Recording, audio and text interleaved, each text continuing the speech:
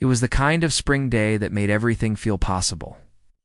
The sky above Elmridge was cloudless and blinding blue, and the soft breeze that moved through the oak trees lining Sycamore Lane carried the smell of cut grass and birthday cake.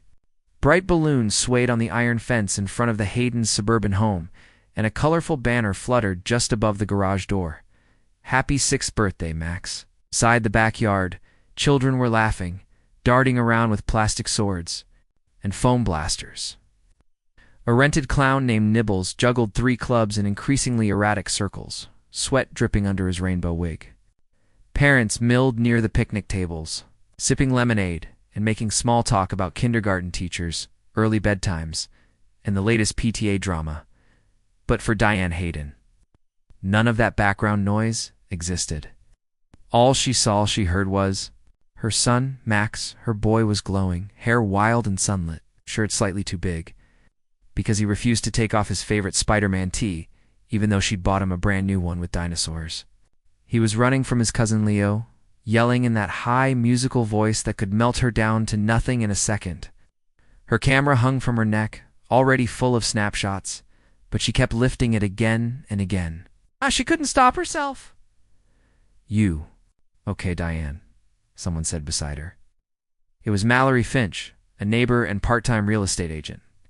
She held a paper plate of half-eaten chips, and her toddler was glued to her leg, a smudge of frosting across his cheek. Diane blinked, pulling herself back. "Oh yeah, just watching him. He's so happy." Mallory smiled gently. "It's a good party. You did great." Diane nodded, but her stomach twisted. Not from anything she could name, just a flutter like something unsettled. At the woods behind their house, the way the trees pressed too close, green and too still in the heat. "Max," she called. Just loud enough to reach him, he looked over, panting, with one sock half sliding off. "Yeah, Mommy, stay in the yard, okay? Don't go behind the fence." "Okay," he chirped, and was off again. It would be the last thing he ever said. To her, the first time Diane noticed he was gone, it was nothing more than a shift in noise. 1 second, the backyard was filled with high-pitched shrieks and thuds and stomping feet. The next, it was one voice quieter. She scanned the crowd quickly. Balloons bobbed. Kids scrambled. The clown was doing some strange routine involving a banana and a rubber chicken. Max wasn't by the picnic table, not by the sandbox, not by the bounce house. She stepped forward, eyes sweeping automatically, lips already forming the word Max. "No answer, Max. Sweetheart." She began walking. Now, faster, the crowd of kids blurring as she moved through them. "Has anyone seen Max?" she asked. "Leo. Where's Max?" Leo, chewing a juice box straw, shrugged. "He was chasing me. He went that way," pointed toward the back fence, the one near the woods. Diane's stomach dropped. "Max!" she called, sharper now. "Max! Answer me!" "Still no reply, Tom?" she shouted. Her husband appeared instantly, still holding a slice of cake. "What? What is it?" "I can't find Max." He set the plate down. "It's probably in the house. I'll check." "I already looked, but he was gone." Diane jogged to the back fence and pushed through the latch. The gate swung open with a rusty creak. The woods pressed close, tangled and humid. "Max," she screamed, and the echo that came back sounded too much like silence. By sundown, police cars crowded the street. Neighbors stood on porches in hushed clusters. Volunteers walked shoulder into the trees, calling his name. Helicopters thundered overhead. Diane stood near the swing set, arms wrapped around herself so tightly she couldn't feel where her body ended. Her son was gone. 6 years old. Wearing a Spider-Man shirt. Missing on his birthday by midnight. The party banner flapped like a cruel joke. The days that followed unraveled her life. The FBI got involved by Tuesday. Search dogs, drones, river divers. Nothing, no shoe, no fabric, not a single footprint. Beyond the fence, everyone assumed an abduction. But no one saw a vehicle. No one saw a stranger. Just nothing. Tom went quiet. He shaved his head, started sleeping in Max's room. Diane stopped sleeping altogether. 2 weeks later, the party. Supplies were still piled in the garage, unopened gift boxes collecting dust. Diane sat in the corner, holding a toy fire truck that Max had never gotten to open. Unable to move. "I need to do something," she whispered to herself. So she did. She made a Facebook page, Find Max Hayden. She plastered his photo on billboards. Went on local news, she gave interviews. She wore the same shirt every time. Max's face printed on her chest, next to the words, "Come home to mommy." Years passed, tips came in. Some promising, most not. Diane followed every one, even if it meant flying to Oregon or taking a bus to Tennessee. A woman swore she'd seen Max at a gas station in Detroit. A psychic insisted he was in a cave near the Arizona border. Nothing. Always nothing. "Tom left in 1997. I can't do it anymore," he said. "I keep dreaming he's screaming and I can't reach him." Diane said nothing. She just watched him walk out the door. 10 years. That was how long it took for everything to go quiet. People stopped asking. Flyers stopped getting printed. Max's room became a storage space. And Diane, she became something else entirely. A woman who wandered garage sales. She told herself it was just a habit, a way to fill her weekends. Something to do besides, stare at the walls and wonder if her son was alive. But really, she was searching. She didn't know for what until the morning she found the toy box. It was a Saturday in early June. Hot, bright, and buzzing with the noise of cicadas. Diane was driving slowly through the winding streets of Halpern, a town 30 miles from Elmridge. She almost didn't stop. The sale looked ordinary, an older woman, a few tables, some books and dishes. But then she saw it. A small wooden toy chest, painted navy blue. A faded silver star on the lid. Her heart thud, dead it. It looked familiar. Parked and got out. Staring there, etched into the side, in tiny, scratchy letters, were the initials M.H. Diane blinked. The air seemed to vanish. M.H. Max. Hayden, her fingers trembled as she lifted the lid. Inside was a stack of books. Little Bear, Corduroy, The Berenstain Bears, and beneath those, a small red truck. The kind with peeling wheels and a chipped front bumper. The exact kind she remembered wrapping in 1991. She picked it up, turning it over. On the bottom, written in faded Sharpie, "Happy birthday, Max. Love, Uncle Ben." Her lungs froze, her knees. Nearly gave this was his toy box. From his birthday. But how? How had it ended up here? "Excuse me," she croaked, turning to the woman running the sale. "Where did you get this?" The woman peered over her glasses. "Oh, that. "I think my late brother-in-law had it. His stuff got passed around after he died." "Why? What was his name? Warren?" "Go." The name hit Diane like a punch. She remembered it. Not from her life, but from a list. A long, cold list of people who'd lived within 2 miles of her house back in 1991. One of the many names she'd memorized during the investigation. Warren. Lasco. He lived 3 blocks away. Quiet, retired Navy, died in 2000, never married. No kids. The police had interviewed him once. Briefly. "Do you mind?" Diane said softly. "If I take this?" The woman shrugged. "You want it?" $5. Diane handed her a 20 and carried the toy box back to her car with fingers made of ice.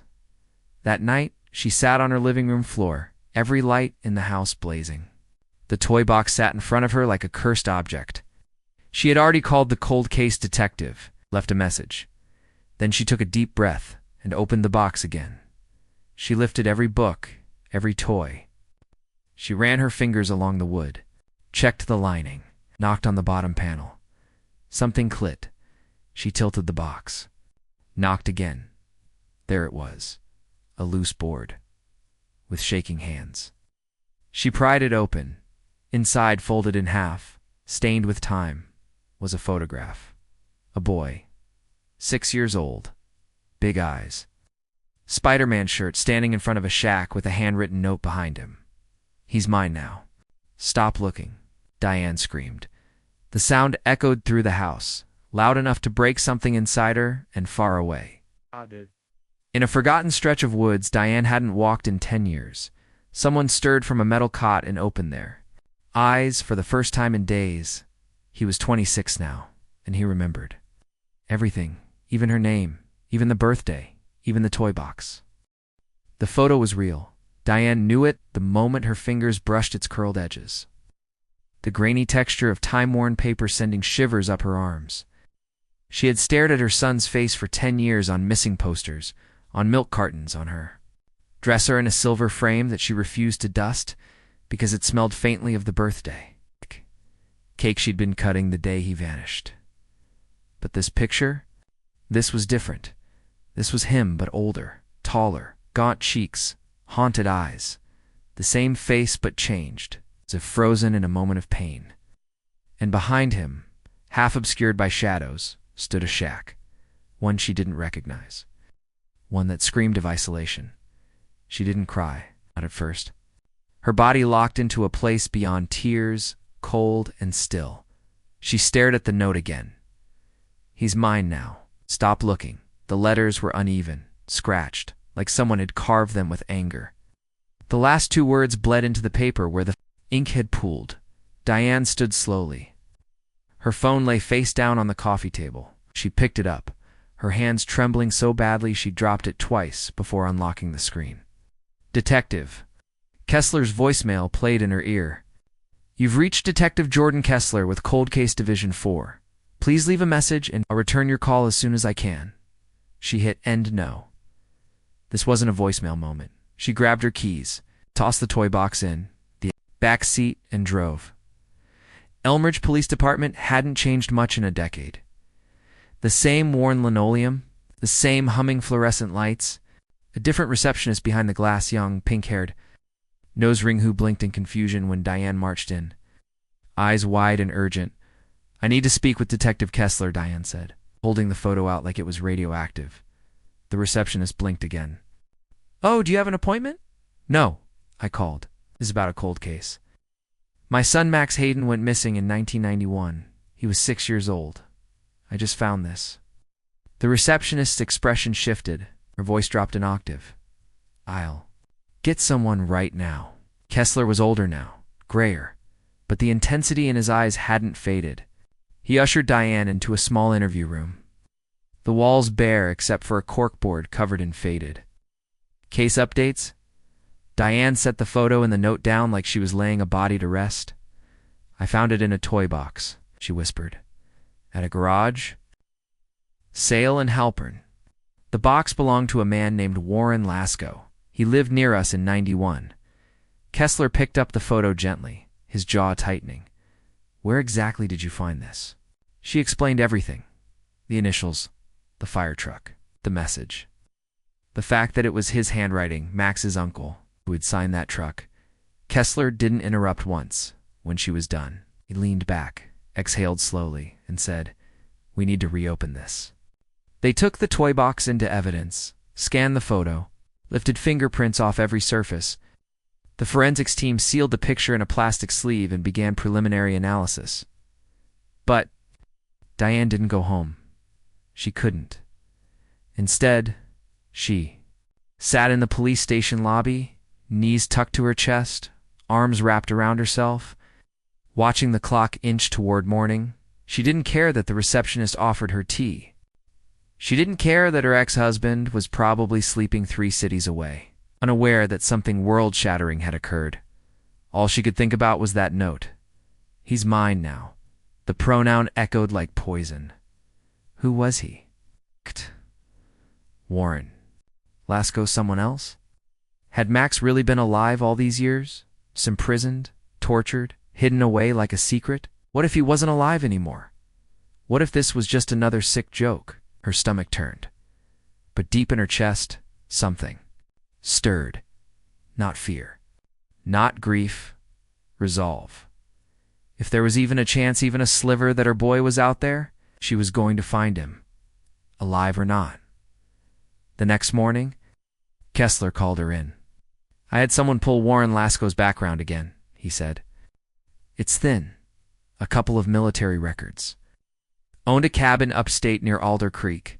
Sold it in 1994 to a guy named Cliff Redman. We're trying to locate him now. Cabin, Diane repeated. Her blood went cold. Yeah, weird thing is Lasco. Never reported the sale properly. Paperwork was incomplete. Filed a tax discrepancy the same year. Makes me think he didn't want it traced. Can we go there? She asked. The cabin, Kessler hesitated. It's private property now. If we can reach Redman, maybe. Or get a warrant. Then get one. And I found a photograph of my missing son. In a box belonging to a dead man who used to live 3 blocks from me. If that cabin's not connected, I'll eat the floorboards. Kessler gave a grim smile. I'll make the call. They got the warrant the next day. The cabin sat in a dense stretch of forest, nearly 3 hours from Elmridge. Old logging roads led through trees so thick they swallowed the sun. Kessler drove, accompanied by 2 uniformed officers. Diane insisted on coming. You stay in the car, he said. Non-negotiable. Fine, she lied. They reached the cabin just after noon. It looked like it hadn't been touched in years. Weather-warped siding, a sagging porch, a broken swing hanging from a tree nearby. But the front door was locked, windows covered with blackout cloth. The officers went in first, guns drawn. Diane stood behind the passenger door, heart pounding, fists clenched so hard her nails dug into her palms. Kessler radioed in. We're inside. Silence. Then there's something here. More silence. Basement access under the rug. Diane moved closer. Then came the second voice, sharper. Urgent. Oh my God, Kessler. There's someone down here. The world stopped. Diane sprinted forward. Didn't wait for permission. Didn't care about crime scenes or warrants or protocols. She pushed through the doorway and into the musty cabin. And there, at the top of the stairs, leading to the basement, she heard a voice. Weak. Croaky. Help. She flew down the steps. Her breath caught. The room was dim, lit only by a single overhead bulb, concrete floor, chains on the wall, and in the far corner, curled up on a filthy mattress, was a man, skin pale, hair matted, beard overgrown, wearing tattered clothes. He looked up when the light hit his face, and Diane saw the eyes. The eyes that had looked at her across a birthday, a cake 10 years ago, the eyes of a boy who had vanished in a Spider-Man shirt, only. Now they were the eyes of a man. He whispered one word, Mom. And Diane collapsed to her knees, sobbing. Her son was alive. Max was alive, and everything was about to change. Max's voice cracked like an old hinge, soft and strained. Mom? The word barely rose above a whisper, and yet it detonated inside Diane like a thunderclap. Ow. She stumbled forward, unable to breathe. Her knees hit the floor, palms scraping. Against the cold concrete, her eyes never left his. She had dreamed about this moment for so long it had become fantasia, fragile hope she couldn't say out loud for fear of being mocked, pitied, or labeled delusional. But now, here he was, the boy who vanished at 6. Now a man barely recognizable, but unmistakably her son. Max, he was thin, alarmingly so. His skin looked translucent under the yellow bulb. His jaw was sharp, almost hollow. His hands were trembling long, bony fingers with torn nails. He smelled like rust and damp wood, but his eyes, those wide, scared, searching. Eyes were still her Max. Tears surged forward, hot and violent. She reached for him, her arms opening without thought, but he flinched, pulled back. His body shrank into the corner of the mattress like a wounded animal. Max, she breathed, freezing in place.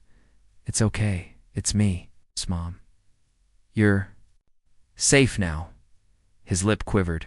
His chest hitched like he couldn't decide whether to breathe or cry. Is he gone? Max asked.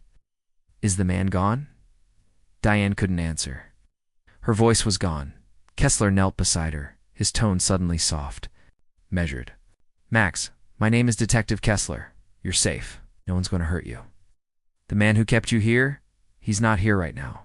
We're going to take care of you, okay? Max blinked slowly. His mouth opened and closed like he was practicing. words he hadn't spoken in a long time. "Can I leave?" he asked. "Is it real?" Diane sobbed. Yes, sweetheart, it's real. We're here." They brought him out wrapped in a gray blanket. He didn't speak as they helped him into the ambulance. Didn't even glance up at the crowd that had started to form around the forest's edge. Curious hikers. A few news vans. One man with a camcorder who was quickly pushed back by police. Diane rode in the ambulance beside Max, her hand hovering inches from his. She wanted to touch him desperately, but didn't. His body looked fragile, like it had forgotten the concept of warmth. He stared at the ceiling the whole way, eyes vacant, lips pressed into a thin line. The MT checked his vitals and whispered something to the driver. Diane whispered too. "You're okay. You're with me. I'm right here, baby." No response, but for a moment, just before the ambulance turned onto the highway, Max tilted his head. His hand twitched toward hers, and, gently, hesitantly, he touched her fingers. The hospital held him in the secure trauma ward. They ran tests, blood work, psychological evaluations. The doctors were stunned. "He's malnourished," one of them told Kessler. But what's more alarming is the long-term stress markers.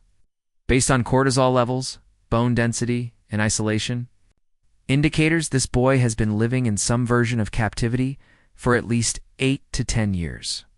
Diane sat outside the door, listening. She clutched a styrofoam coffee cup she hadn't sipped from. She hadn't slept in 36 hours, hadn't eaten in 2 days. None of that mattered. Her son was alive, but the boy who'd been Max wasn't the same anymore, not completely. It was 3 days before Max spoke again. He sat upright in bed, picking at the edge of his blanket, staring out the window. Diane had come every day, like clockwork. She didn't push. She sat quietly, brought him things, socks, a notebook, a small stuffed bear he used to sleep with, recovered from the attic after hours of digging. She left them all within his reach and sat beside him. On the 3rd day, he turned his head. "I remember the party," he said. Her heart leapt. "You do?" "I remember the Spider-Man shirt. I remember the clown. I remember the juice box. I dropped it in the grass." He paused. Then the man came. Diane held her breath. "He said he had a better gift for me. Something in the woods. He knew my name, knew what toys I liked. Said he worked with Dad." Diane's heart dropped. Max's voice hollowed. "I followed him." He scratched his wrist. "I thought I was in trouble when he grabbed my arm. But he said it was a surprise. He said I couldn't scream because it would ruin it. Said it was a secret adventure." Tears filled Diane's eyes. "He put me in a van, had pillows and books, and snacks. He gave me a milkshake. I think he drugged it. I don't remember anything after that." Max looked up at her, and this time his eyes locked on hers. "When I woke up, I was in the shack." Diane whispered, "For how long?" Max's jaw twitched. "He moved me 3 or 4 times. One place had no windows. Another had a dog. I think it was a basement. I remember scratching the wall until my fingers bled." His hands curled into fists. "I forgot what day it was, what year. He only called me by a different name. Told me you were dead." Diane couldn't hold it in any longer. She reached out. This time, he didn't flinch. Her fingers wrapped around his, and she wept silently. "You came back," he said, barely audible. "You didn't stop looking." "Never," she whispered. The next morning, Kessler knocked on Diane's door. They had news. The DNA on the letter found in the toy box matched one man, Warren Lasco. But there was more. Neighbors in the area near the cabin reported seeing another man frequenting the property, someone not Lasco, years after Warren had supposedly died. One described him as mid-50s, gruff, wore a baseball cap, had a limp. A second man, an accomplice, or worse, the real captor. The investigation, it seemed, was only just beginning. Max stayed at the hospital another week. The media caught on. Reporters crowded the lobby. The birthday boy who came back. Headlines exploded. Satellite trucks lined the street. Diane refused every interview. Max, this wasn't a story. He was her son, but the circus grew louder. So Diane made a decision. She rented a cabin in northern Vermont, a quiet place. No press, no cameras, just woods, a lake, and space. She asked Max if he wanted to go. He said yes. So they left, just the two of them. The first few days were quiet. Peaceful. Max sat by the lake and drew. He barely spoke. Slept a lot. Woke up sweating. Sometimes cried in his sleep. Diane stayed close, never pushing. But on the 5th night, something changed. She was making tea when she heard him scream, a terrible animal sound. She rushed into his room. Max was sitting upright in bed, breathing like he'd been running. His eyes were wild. He was here, he gasped. He was here. I saw him at the window, Diane checked. Nothing. The woods were still. Just a dream, she said gently. Max shook his head. No, not a dream. He pointed to the window seal, scratched. Into the wood, barely visible under the moonlight, were 4 words. I know you're back, Diane called Kessler. Immediately, they dusted the cabin. No fingerprints, but a boot print, deep and fresh, was found outside the bedroom window, and beside it, a strand of gray hair. The DNA wasn't Lasco's. It belonged to an unknown. Male, Caucasian, age range 55-70. So it was true. The man who took. Max was still alive, still watching, still waiting. Diane didn't sleep that night. She sat in the corner of Max's room, flashlight in her lap, every curtain drawn, her eyes fixed on the dark forest outside. The moonlight played tricks on the branches. Shadows stretched and curled like fingers. Every creak of the floorboard sent jolts of fear up her spine. Max didn't sleep either, stayed under the blanket curled on his side. Staring at the wall, they didn't speak. The silence between them wasn't awkward. It was sacred. A silent pact of survival. By dawn, her mind had split into 2 worlds. One was the mother who had finally found her son after 10 long, hollow years. The other was the woman who knew it wasn't over, not even close, because someone out there had stolen Max, had kept him, had tortured him, and now he wanted him back. Kessler was back by 9 a.m., his face lined with fatigue and rage. They left this, he said grimly, placing a folded note in a Ziploc bag on the kitchen table. Diane leaned over it. The paper was lined, torn from a notepad. The writing was erratic, jagged, as if penned in a hurry. You broke the rule. You weren't supposed to look. I told you he was mine. Her throat closed. Max, from across the room, whispered, It's him. It's the second. Man, Kessler asked, do you recognize the handwriting? Max nodded slowly. Used to write on the walls sometimes. Messages. Punishments. I wasn't allowed to read at first, but I learned. He made me copy letters, write confessions. That's his. Do you know his name? Max didn't answer immediately. Then softly, he called himself Mr. Wren. Kessler's brow furrowed.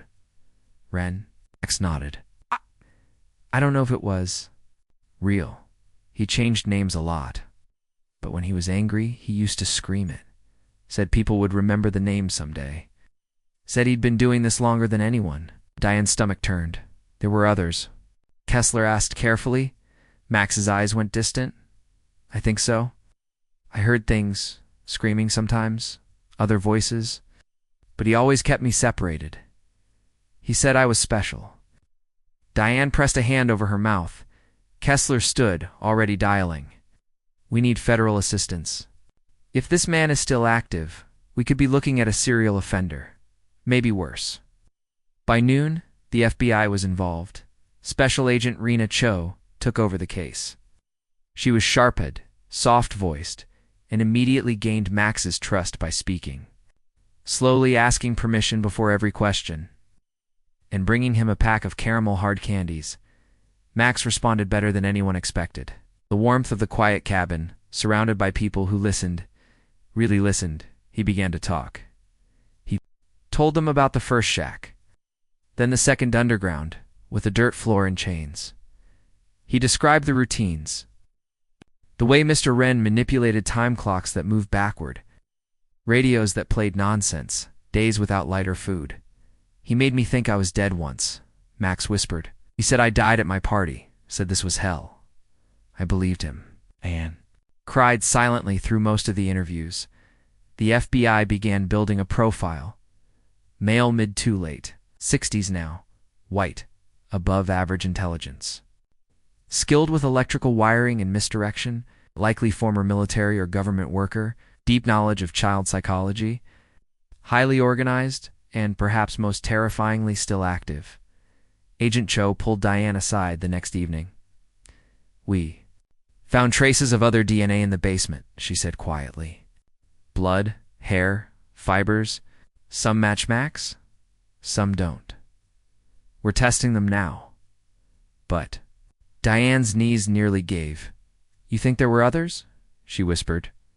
Yes, we think there still might be. The media frenzy exploded again now. It wasn't just boy found after 10 years. It was survivor of underground child abduction ring. Anonymous law enforcement sources leaked the details.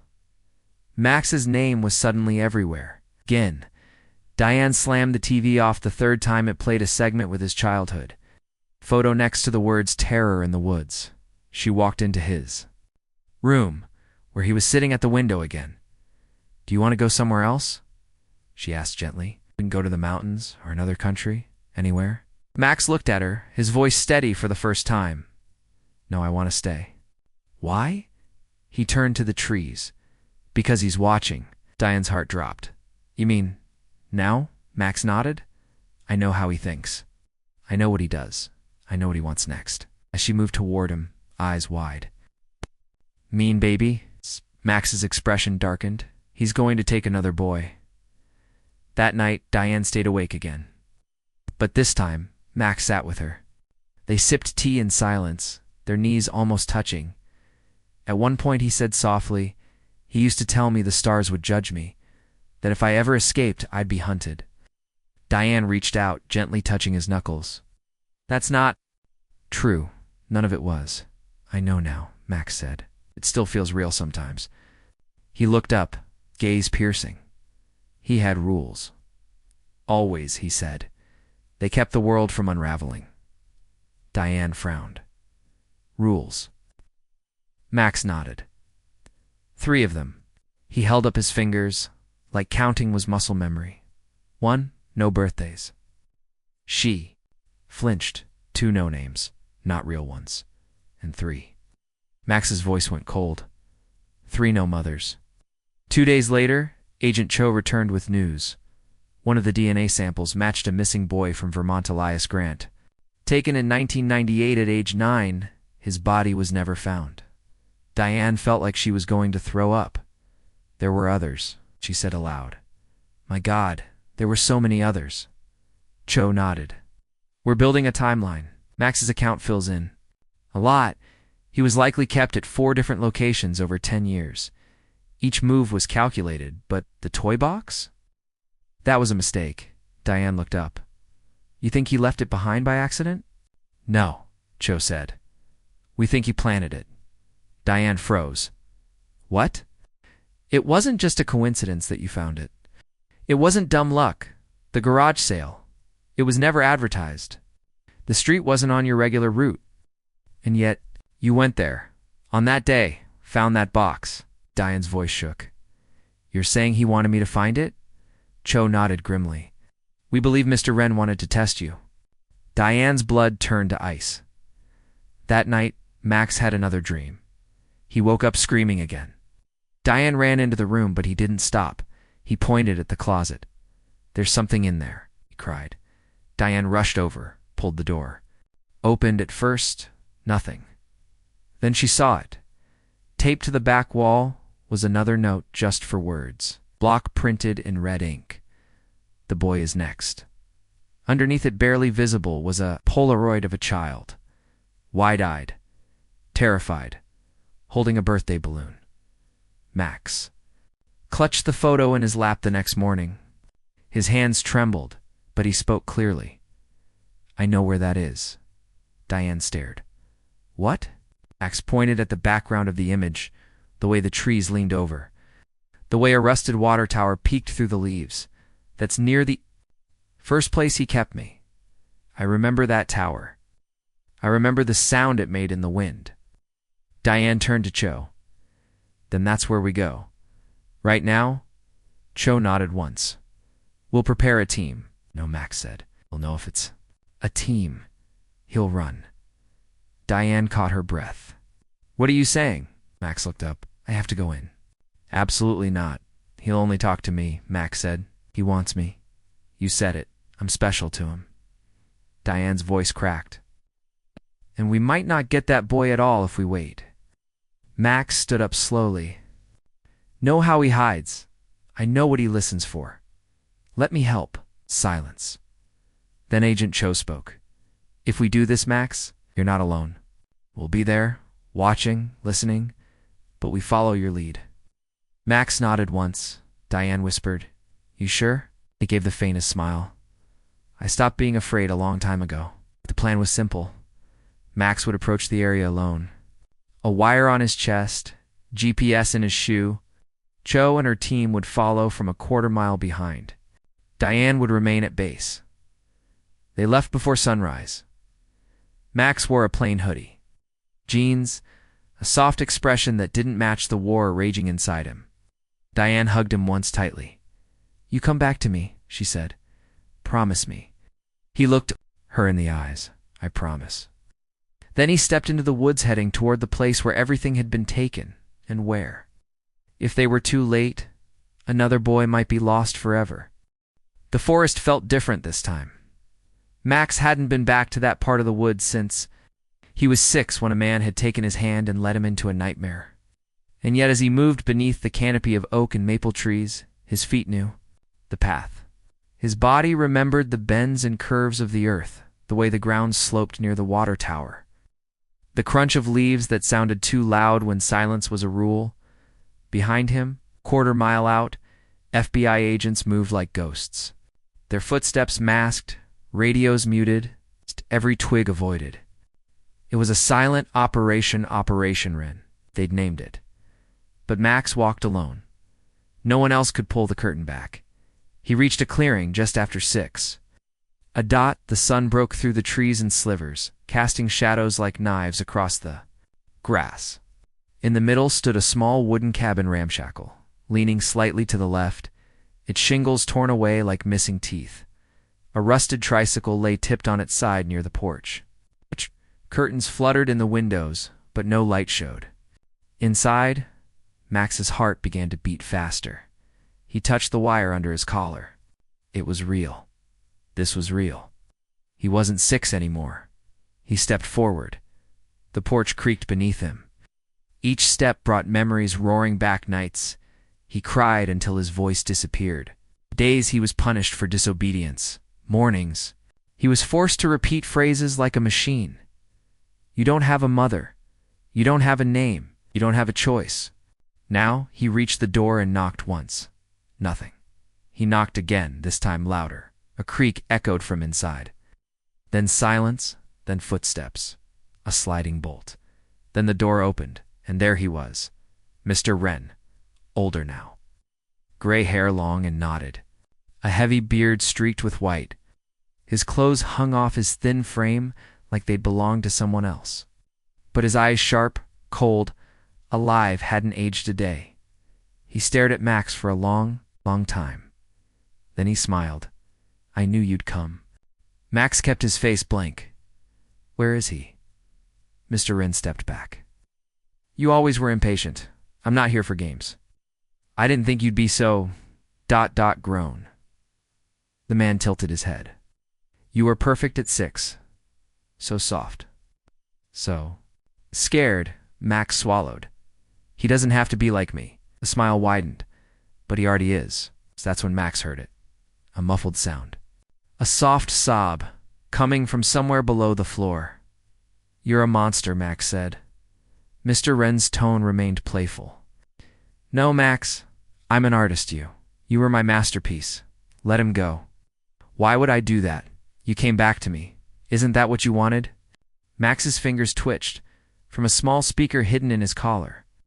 Agent Cho's voice murmured faintly, Hold position, Max. We're in place. Max took a breath. I came to trade, he said. That caught the man's attention. You'd trade yourself for him, Max nodded. I know your rules. No names, no birthdays, no mothers. I'll follow them. One last time. Oh. Just let him go. Mr. Wren's eyes glinted. You'd willingly come back to me? Max said nothing. He just stepped through the threshold. It all happened fast. The door slammed shut behind him. A bolt slid. The cabin darkened, and suddenly, Max was back in the dark. Outside, Agent Cho heard the click through Max's wire. She signaled immediately. Move in. Her team burst forward through the trees, weapons drawn, flashbangs ready, inside the cabin. Max was already descending into the basement, guided at gunpoint. The boy was there, maybe 9 or 10, tied to a chair, eyes wide, dirty, alive. Max's. Heart cracked open at the sight, but he didn't move. Not yet. Mr. Wren leaned close. You really came back? That means something. Max turned slowly. It means you're not in control anymore. The man sneered. Still brave, even now. Max whispered. I'm not afraid of you. That's when he pressed his heel down hard, on the tiny pressure device inside his shoe. Outside, Joe got the signal. Now, the explosion rocked the cabin. A flashbang burst through the back window, followed by a crash as the front door was rammed open. Mr. Wren turned, gun raised, but he was too slow. An agent tackled him from behind. Another yanked Max away from the stairwell, dragging him to safety. Diane arrived seconds later, stumbling through the smoke and splinters, her scream echoing through the trees. Max. He ran to her. This time, he didn't hesitate. He buried his face into her shoulder. And she held him so tight it hurt. The boy was rescued, too shaken, confused, but alive. They all emerged from the woods under a rising sun. The aftermath was a blur. Mr. Renreal, named Everett Green, was taken into custody without bail. The FBI discovered 3 more holding sites across 3 states, each one containing physical evidence of previous victims. A hidden ledger in the cabin revealed names, dates, ages. It was worse than anyone imagined. Everett had been abducting children for decades. He called it corrective parenting. But now it was over. Thanks to Max, the press exploded again. This time, the headlines weren't about tragedy. They were about survival. Birthday boy hero rescues abducted child. He escaped, then returned to end it. The boy who came back can't fought back. But Max didn't want the spotlight. Neither did Diane. They refused all interviews instead. They went home. Together wasn't linear. Max had nightmares, sometimes. He screamed in his sleep. Sometimes he went days without. Speaking, Diane never forced it. She just stayed close, patient, present. He began, writing long letters. Unsto, to Elias, to the boy in the basement. To his younger self, sometimes to Mr. Wren. He joined a survivor group under a different name. He met others girls, boys grown-ups who had lost pieces of their lives and had to build them back, brick by painful brick, and slowly began to heal. 1 year later, on a quiet summer morning, Diane woke to find Max sitting on the porch swing. He was smiling, really smiling, a Polaroid in his hand, the photo they'd found in the closet, the one of the birthday balloon. He held it out. Think it's time we had a birthday, he said. Diane sat beside him. You sure? He nodded, double quotes, yeah. I want a cake. And candles.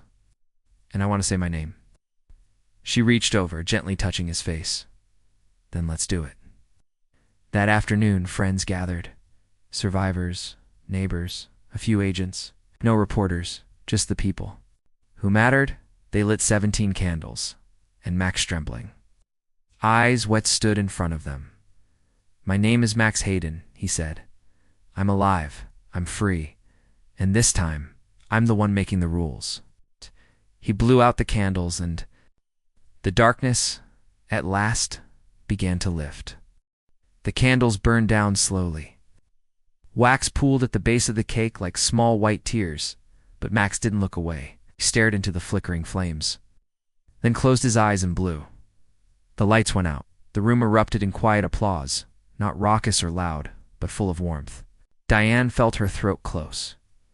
Not from grief this time. It's from the gravity of the moment. The way her son had stepped into her room and spoken his name again. That simple sentence had carried 10 years of darkness and unthinkable pain. And yet Max stood in front of them, whole. He didn't just survive. He returned to the light. The guests faded away as dusk settled. Hugs were exchanged. Some cried. Some left flowers. Others just pressed a hand over their hearts and nodded silently. Ow. No one needed to speak aloud what they all knew, that the boy who vanished had come back, not just to reclaim his life, but to save others in the process. The cabin was quiet again by 9. Max and Diane sat on the back porch, watching the fireflies blink across the lawn. The air was cool, peaceful, and yet Diane could still feel it something just beneath the surface. A weight pressing into her bones. Story unfinished. Max turned toward her. "He's not the only one," he said. Diane blinked. "Mr. Wren? No, I mean there's someone else." Her breath hitched. Max leaned forward. His voice was calm, but his hands trembled slightly. He used to talk about people. Other men. Ones he worked with. Traded things with ideas. Even kids. Diane felt sick. "What kind of people?" Max shook his head. He never used names, just called them. The keepers said they understood what parenting really meant. He'd say things like, "The keepers will approve of this," or "The keepers are watching." Diane stared at him. "You think there are more men like him?" Max's voice dropped to a whisper. "I know there are." By the end of summer, the FBI had confirmed it. Everett Green Mr. Wren was part of an online network. Encrypted forums, coded language. Images passed back and forth like currency. The digital evidence retrieved from his hard drives was damning gigabytes of data spread across multiple devices. But the files weren't just sick trophies. They were maps, timelines, ledgers of communication. With other individuals' names redacted, but email aliases tracked, IP addresses traced, locations pinged, and then one slipped.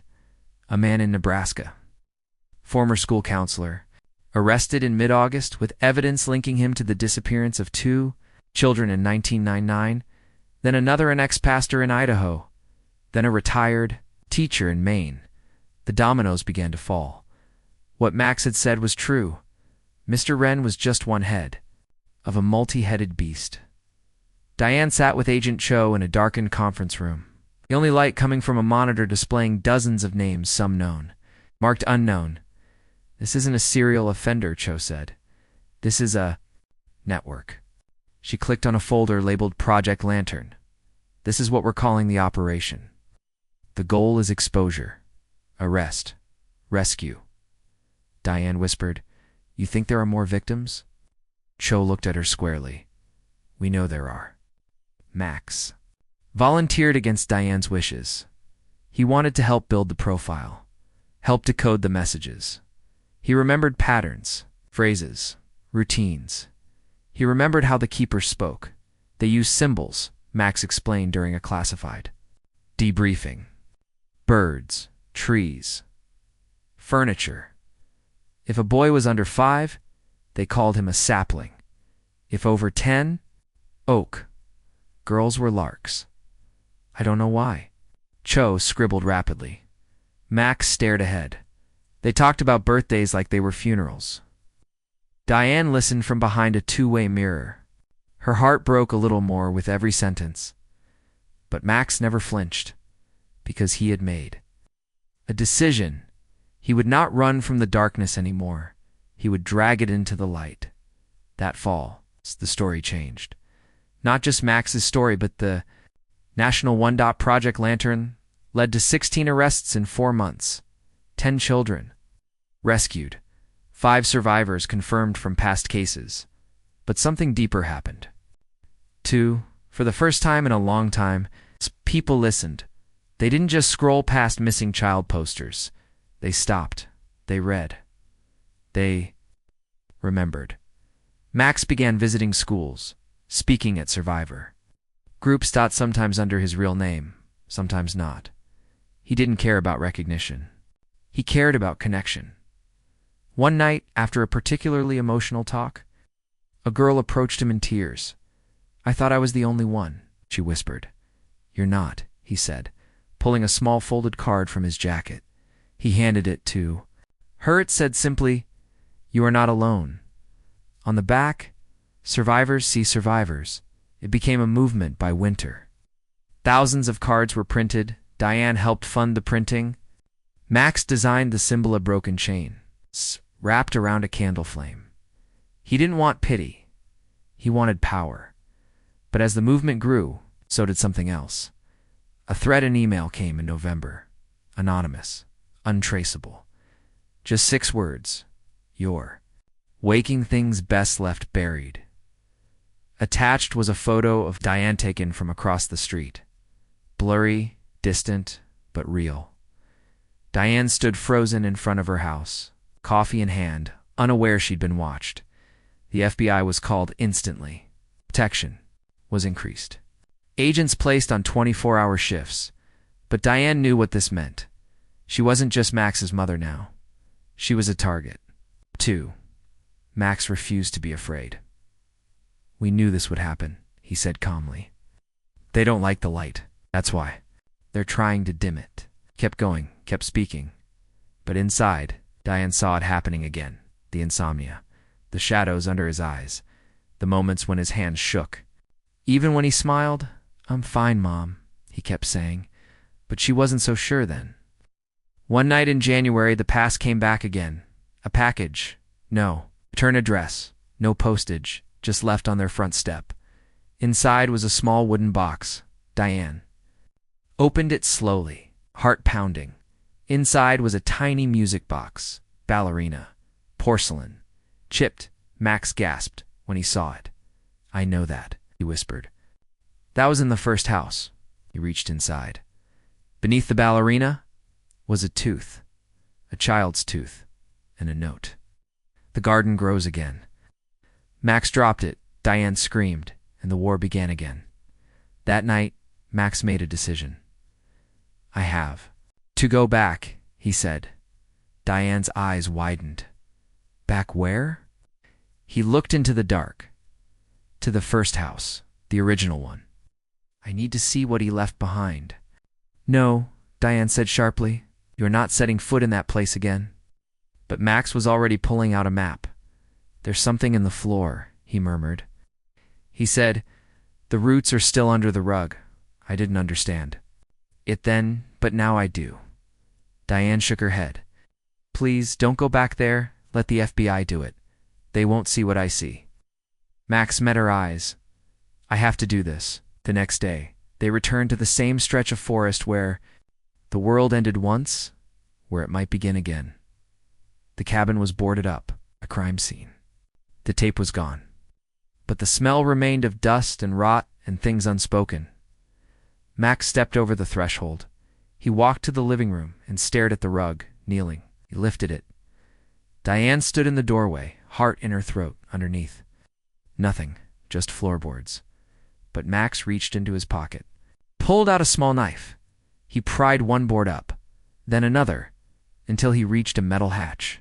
Small, square, and locked. He turned to Diane. "Help me open it." They pulled together. It screeched open, and inside stacks of photos. Dozens of names more. Coordinates. And something else. A notebook? On the first page. The keepers. A record. Max looked up. His voice shook. "We were never the only ones." The notebook felt heavier than its size should allow. Max stared at it for a long time, his fingers hovering above the cracked leather cover. He didn't open it, not yet, not while they were still inside that place. The floor creaked beneath them, as though it, too, were holding its breath. Diane whispered, "Let's take it out of here." He nodded. They sealed the metal hatch again, careful not to leave any trace of what had been uncovered. Max tucked the notebook inside a zippered canvas bag and slung it over his shoulder. He paused at the front door, glancing back into the rotted Bones of the cabin that had once been his entire world. I used to sit right there, he murmured. When I cried too much, he made me kneel in the corner for hours. Diane wrapped an arm around him. You don't have to be here anymore, I know, Max said. But he was here. Whatever he started, it's not over. Back. At the federal field office, Agent Cho and her team handled the notebook like radioactive material. It was evidence. It was proof. It was history written in a criminal's hand. They placed it on a stainless steel table in a sealed examination room. Photos were taken. Fingerprints lifted. DNA swabs collected. Max stood behind the glass, watching Diane held a styrofoam cup of tea in her hands. But it had long since gone cold. I don't know if I want to know what's in there, she whispered Max. Didn't answer right away. Then softly, I think we need to know. The first page contained a list 32 names. First names only, some real, some coded. Next to each, a number, an age, status.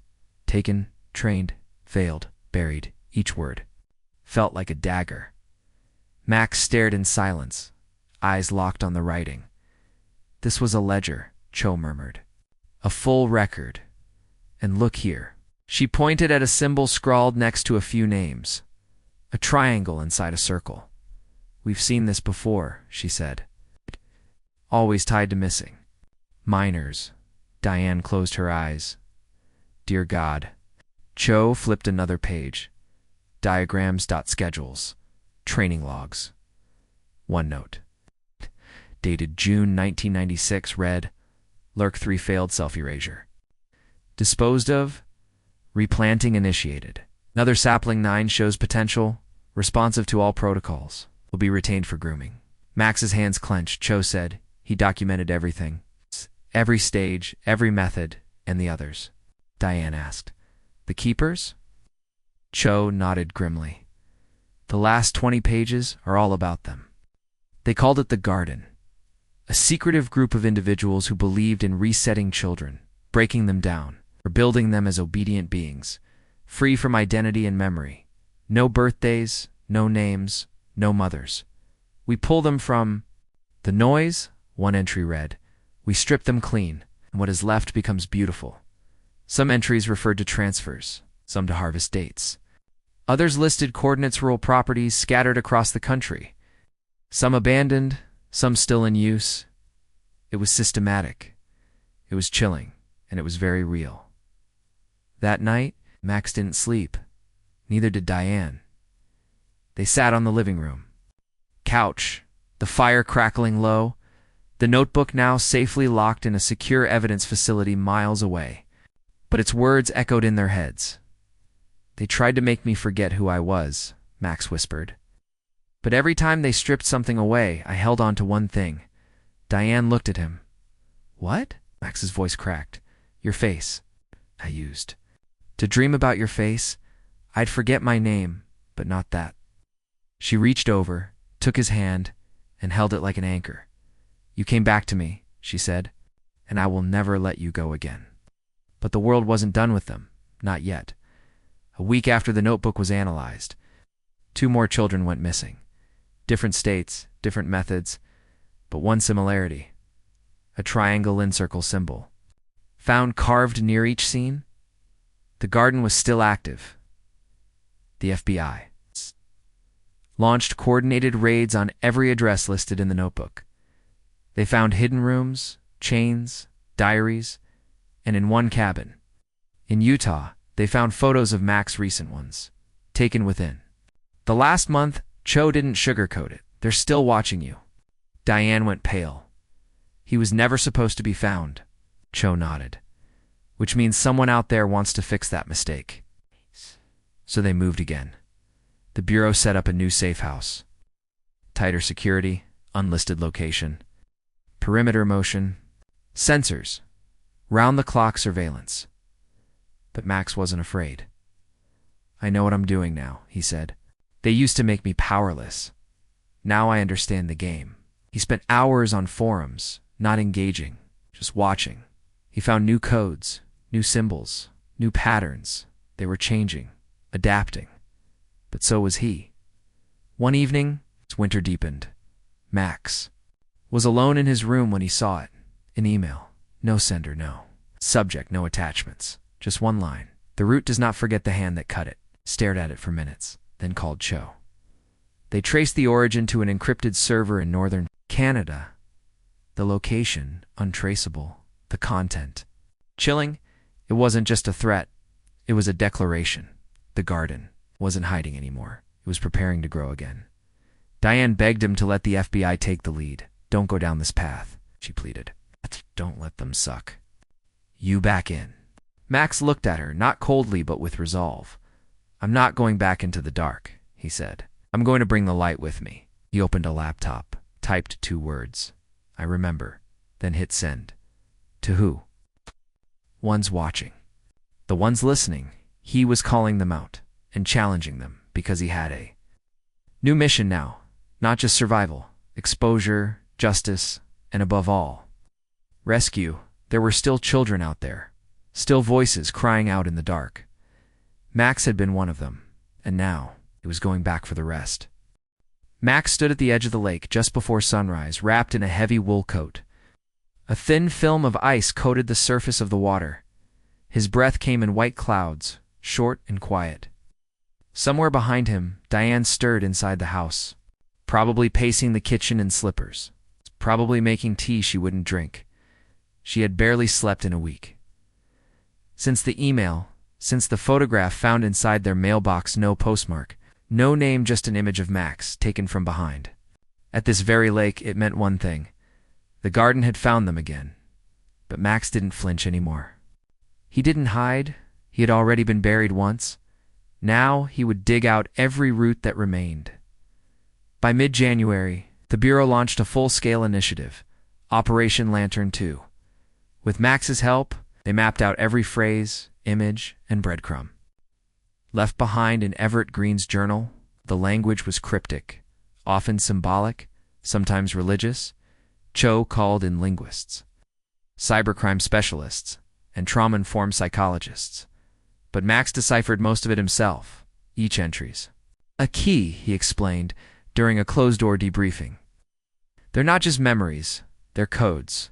They use story fragments and metaphors to identify locations and targets. One page read, "The lark returns to the bell tower on the 3rd frost." Another, "Sapling 7 will sleep beneath the chimney tree before the thaw." Max circled the phrases, then the coordinates. This one is New Hampshire. The tower isn't literal. It's a fire watch tower. I saw it once. The man said I'd go there if I ever forgot the rules. Cho stared at the notes. How many do you think there are? Max didn't blink. Dozens. February brought bitter cold and 2 more missing children. A girl in Minnesota, a boy in Oregon.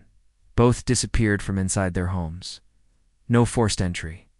No signs of struggle. Just open windows and 3 chalk lines drawn under their beds matching. Symbols found in Green's notebooks. One message sent to Max's encrypted account. Read, "You turned away from the garden, but the garden still grows." Attached was a new list. 3 names, Max's was the 3rd. Diane found him pacing in the hallway that night. She blocked the door. "You're not going after them again. Not without backup." Max didn't argue. I know. He walked past her, sat at the kitchen table, and unfolded a sketch map he'd drawn from memory for possible garden sites untouched during the first sweep. All had something in common: remote, UNMA, papped, accessible only by foot or on marked roads. Diane leaned over the table, trembling. "You really think they're still doing it?" Max pointed at a cabin in Montana. "I know they are." Cho agreed to a covert mission. One site. One chance, they chose the Montana location first marked Nest 6 in Green's journal, deep in the Bitterroot Forest.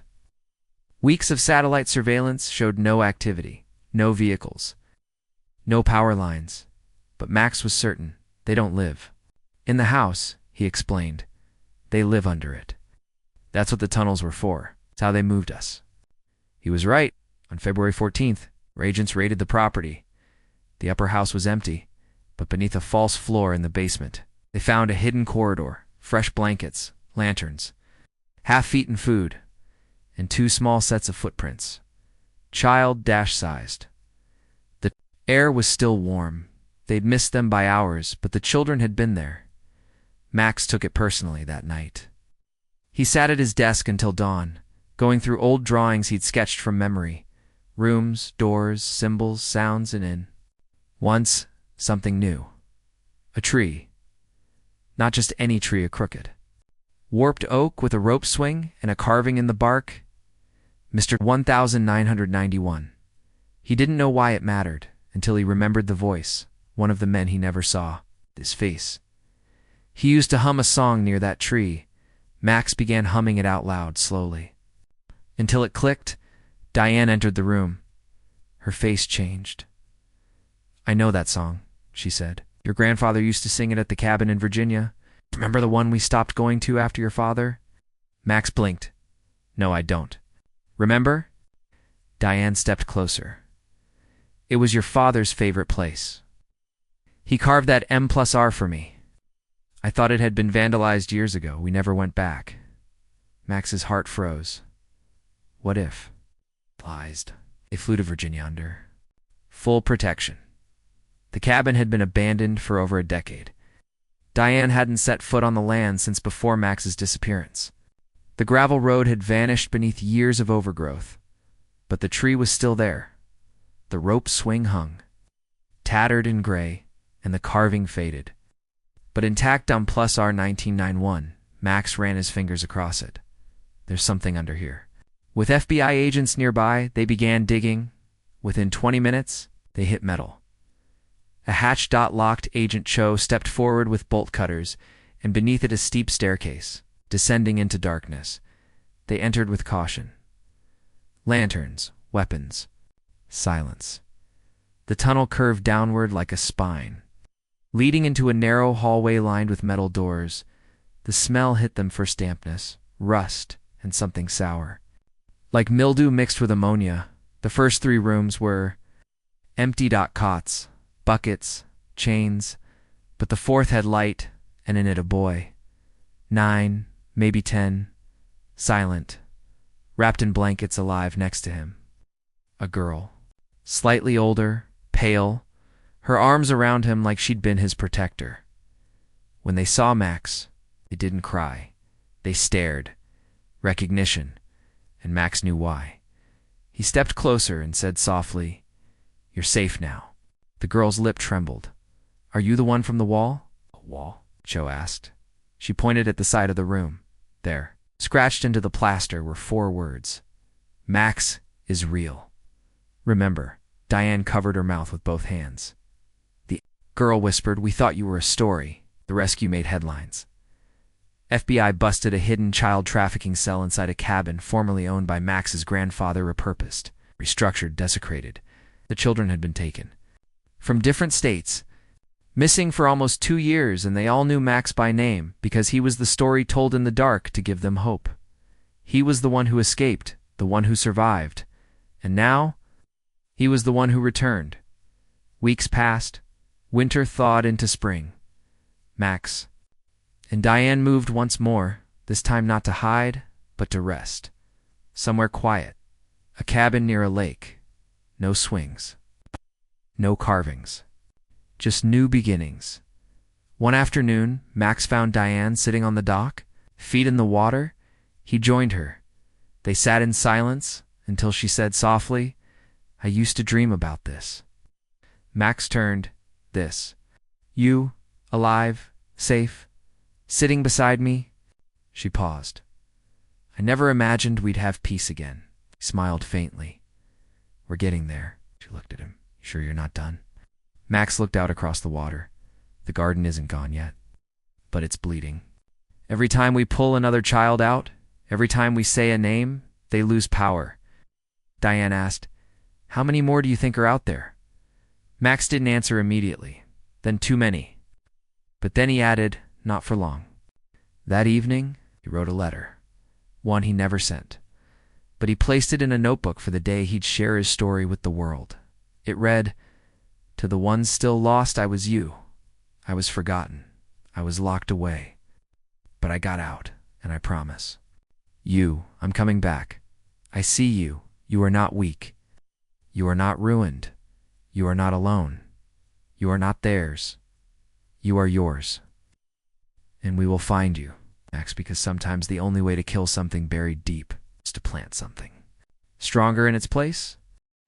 The wind came off the lake in soft gusts, stirring the chimes on the porch.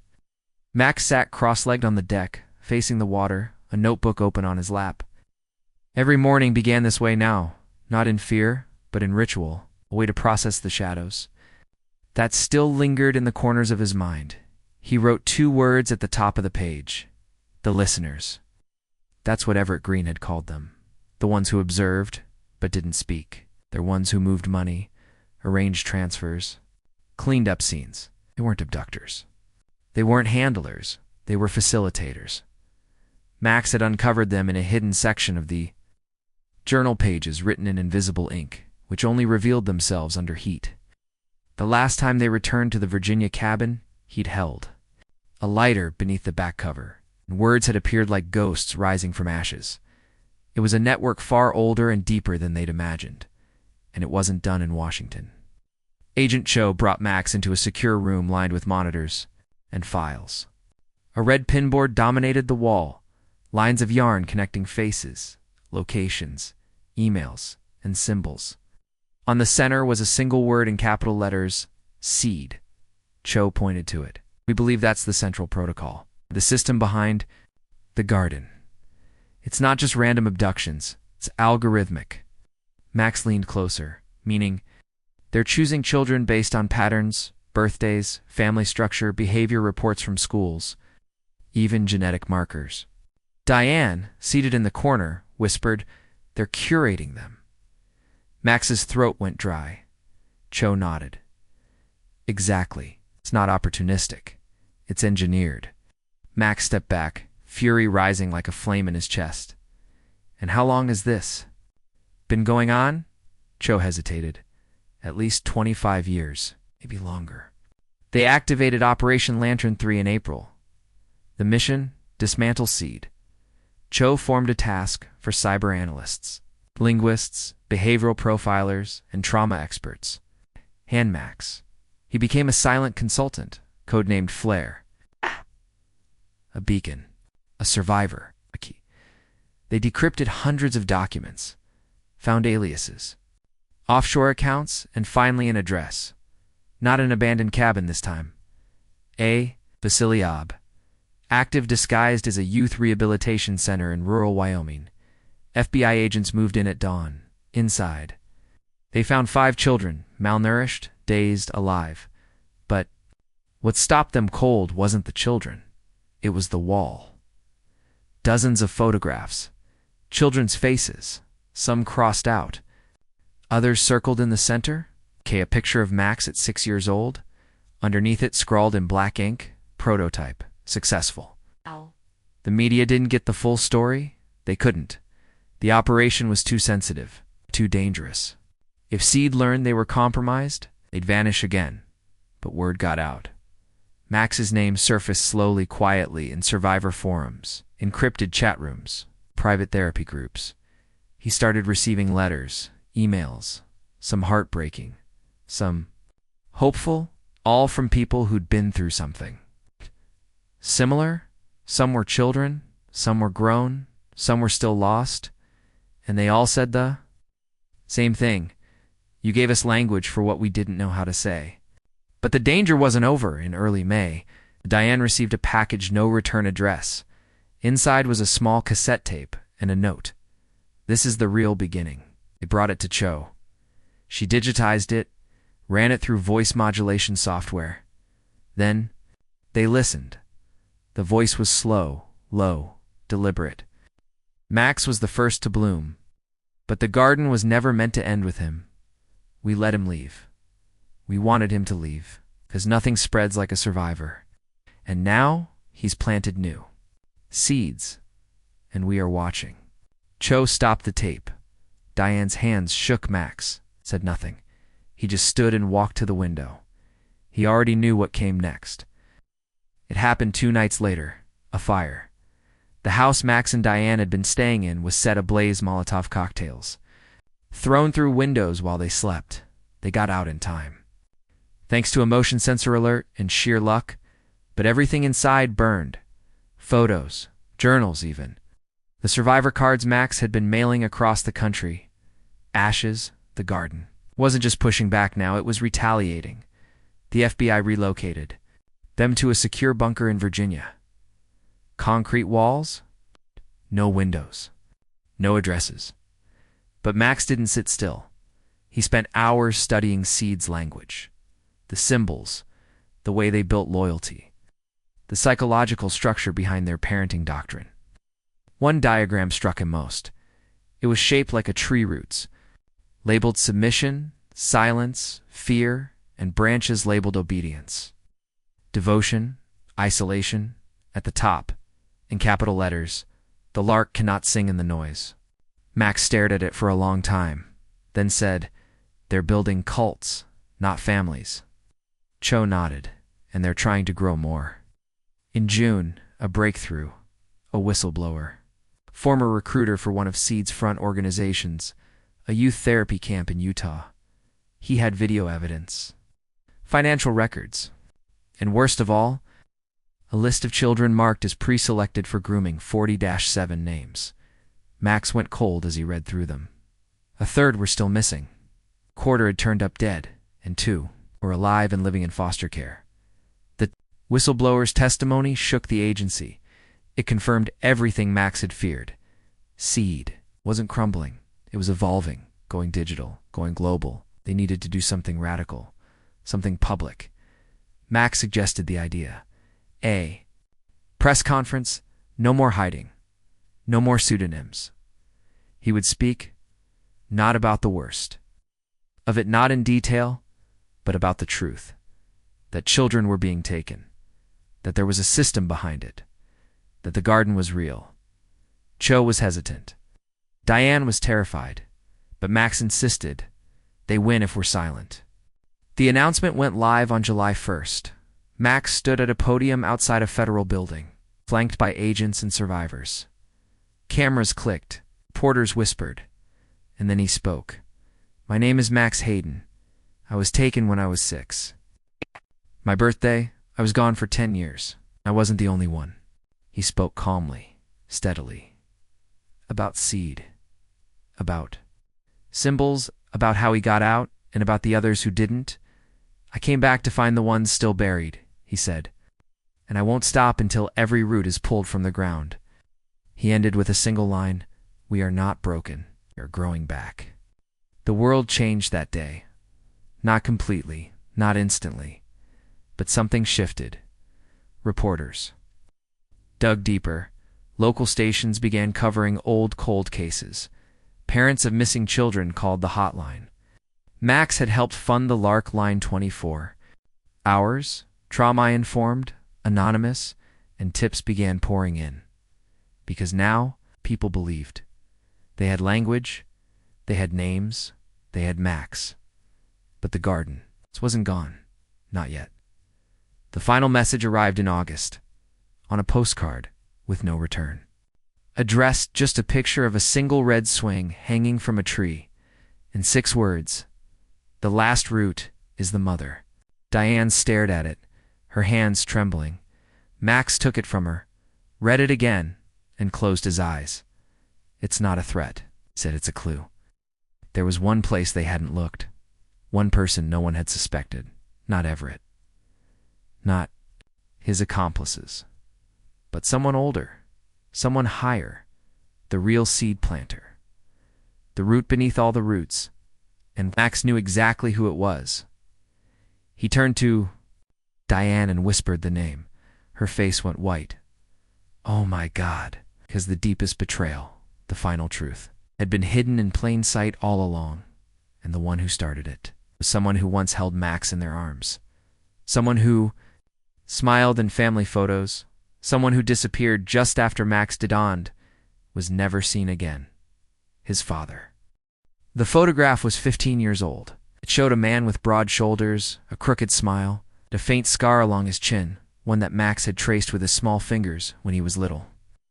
The same man who lifted him onto his first bike, who cheered at soccer games, who disappeared the same night Max did, leaving behind nothing but an empty wallet and a scribbled note.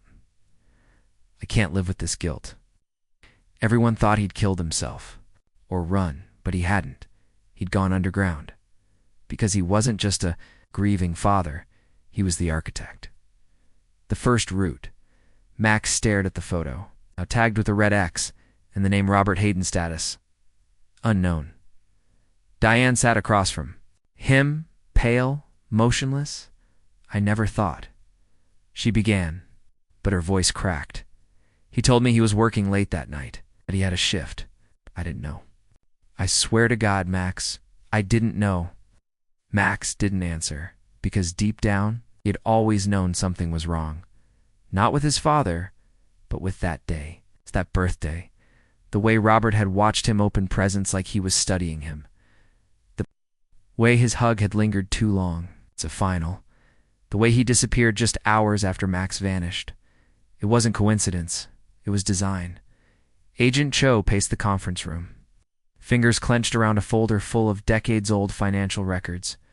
In hidden shell accounts, we've traced Robert's aliases through 3 countries: Canada, Argentina, Romania, all with similar structures: cash withdrawals, prepaid logistics, encrypted communications.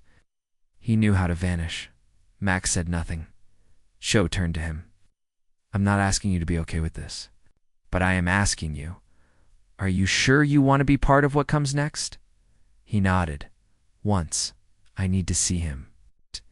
They found him in eastern Slovakia, living under the name Richard Hamill. He ran a small security consultancy front. According to Interpol, Max didn't speak during the flight. Diane didn't go. Should see OULDN. Cho led the team. It was cold when they landed. The mountains loomed. It's like silent judges over the town. The safe house was modest. Steel door. Frosted windows. Robert was inside, waiting, hands cuffed, eyes lowered. Max stepped in. Cho and the others remained outside. Watching through mirrored glass, father and son sat across from one another for the first time in 10 years. Robert looked up. His face had aged, but the eyes were the same. The voice, too. I wondered how long it would take you, he said. Max leaned forward. Why? Robert's face twitched. He wouldn't understand. Try me. There was a pause, then the dam broke. He hadn't started the garden. He'd inherited it. From a mentor, a professor, a man who believed that modern parenting was a failure and that children needed to be reset before they turned 7 before society corrupted them. Robert had listened, learned, and one day believed. He called it preparatory detachment, a philosophy, a mission. He saw it not as cruelty but as salvation. They were going to take you eventually, Robert said. I thought, did it? I could control it. Keep you safe, give you structure, love even you loved me. Max's voice broke for the first time. You let strangers chain me to a floor. You let a man rename me? You called that love? Robert's hands trembled. I was there, Max. At the beginning. Don't remember because I stayed hidden. I passed notes. Left food. I thought I was helping. No, Max said. Broke me. Silence stretched. Then Robert leaned back. I was wrong. Max blinked. I told myself you were a garden I had to prune. But I see it now. You're the tree that grew despite the blade. They extradited Robert Hayden under diplomatic cover. He was charged with conspiracy to traffic minors, criminal negligence, child endangerment, classified federal offenses related to seed. His arrest blew the lid off the entire operation because Robert had names, dates. He'd kept files. He didn't just plant the seed, he watered it, and now he was turning over every route in the weeks that followed. Project Lantern dismantled the last of Seed's active cells. 12 more children were found. Dozens of survivors identified. 15 more perpetrators arrested, including politicians, educators. And CEOs, Max didn't celebrate. Not yet. There was too much grief still to count. Too many stories that ended before they had the chance to begin. But something had shifted. The light had spread, and the garden. It was burning. 1 year later, Max sat on a stage in a quiet auditorium. A survivors summit. No cameras. Just them. The ones who'd made it out. He looked at them, all ages, all walks of life, and began. When I was 6, my father told me I'd understand someday, but the world was noise, and I needed silence to become whole. He paused, but he was wrong. The world is noise. It's messy and loud and full of pain, but also love and fire and forgiveness. He glanced at the front row where Diane sat, eyes full of tears. I lost my name once. I lost my voice. But today, I'm not whispering anymore. He reached into his coat, pulled out a small envelope. Inside, a folded card. You are not alone. He passed them out, one by one, to everyone there. And with each card, he said the name of a child who never came back. Then finally, his own. My name is Max Hayden. I was buried. But I grew back, and now I am planting light. The story didn't end there, because healing doesn't come all at once. But every time Max told the truth, a chain broke. Every time he said a name, a wound closed. And every time someone whispered, I believe, youth of darkness receded a little. More, the garden had roots, but so did he, stronger ones, roots that couldn't be cut because they weren't fed by fear, they were fed by hope, and they were growing still, always.